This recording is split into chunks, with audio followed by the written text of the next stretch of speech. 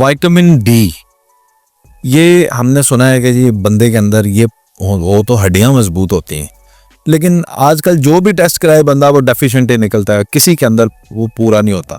फिर हमें कहते हैं जी कि धूप में आप एक्सपोज हो जाएं। हमारे तो पाकिस्तानियों को धूप इतनी मिलती है, हम तो घरों के अंदर भी धूप गुजरी होती है हमारे तो फिर भी हम डेफिशिएंट हैं। और इसकी एफिशिएंसी को बढ़ाने के लिए अपने अंदर विटामिन डी हमारा ज़्यादा हो, हमें करना क्या चाहिए? कोई देसी टोटका भी अगर इसका कोई है तो वो भी ज़रा बताएं। तो सर विटामिन डी से बस हड्डियाँ नहीं मजबूत होती है, ये तो जो लेटेस्ट रिसर्च है उसमें ये आपको अगर इसका लेवल सही है तो ये आपको जो है ना डायबिटीज़ भी आपकी कंट्रोल होगी इससे। कैंसर प्रोटेक्टिव मीन्स आपको कैंसर से भी जो प्रोटेक्शन होगी, आपका कार्डियोवास्कुलर जो वो भी जो दिल की बीमारियाँ हैं उससे भी आपको जो है ना प्रोटेक्शन रहेगी। और इवन कोविड के दौरान जर्मनी में जो टेस्ट किया गया था जिनको हाई डोज विटामिन डी दी थी उनका सर्वाइवल रेट जो है ना वो काफ़ी ज़्यादा था बनस्बत जिनको कोई विटामिन डी नहीं दी गई थी। और हड्डियों का तो वैसे ही ठीक है, अगर आपके विटामिन डी लेवल जो है वो ठीक है तो फिर आपका जो आपकी हड्डियाँ जो वो भी मजबूत होंगी। जो दर्द है, कभी टांग में दर्द शुरू होगी, कभी बैक में होगी, वो आपके काफ़ी हद तक जो है ना उसमें कवर हो जाती।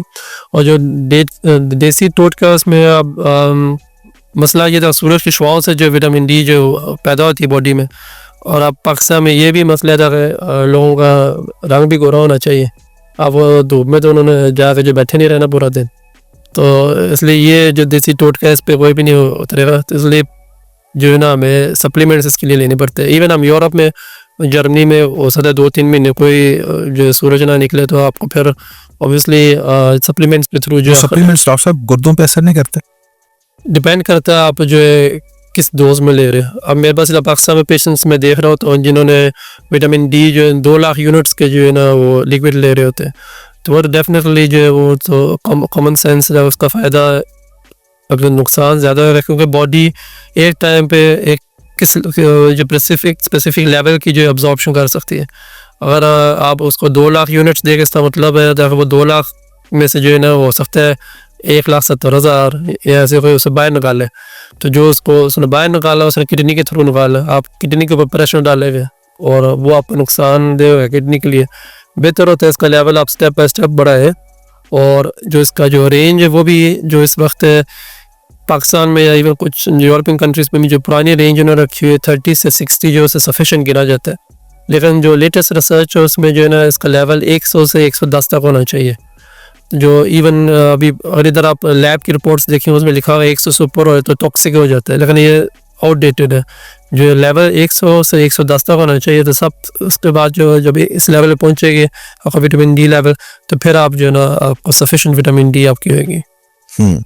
तो अगर इनिशियली मुझे पता चल गया मेरी विटामिन डी जो है वो 30 है 40 है, तो 100 तक जाने के लिए मुझे क्या करना चाहिए? सिर्फ धूप ही काफ़ी होगी या डाइट में भी कुछ? धूप के साथ ज़रा मुश्किल हो जाएगा।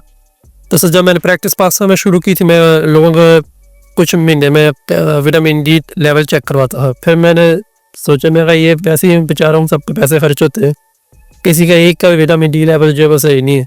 तो अब मेरी प्रैक्टिस थोड़ी डिफरेंट होती है। मैं विटामिन डी लेवल शुरू में चेक ही नहीं कराता हूँ क्योंकि मुझे पता होता है विटामिन डी लेवल इनका कम ही होगा। तो फिर मैं जो मेरी प्रैक्टिस होती है मैं कहता हूँ ठीक है पहले 2-3 महीने आप डेली 10,000 यूनिट्स जो है ना इंटरनेशनल यूनिट्स जो विटामिन डी के लिए, तो उसके बाद फिर आप जो विटामिन डी का लैब टेस्ट करवाए तो उसमें जो फिर वैल्यू आएगी उसके मुताबिक फिर मैं जो है ना वो विटामिन डी जो है उसको एडजस्ट करता हूँ फिर।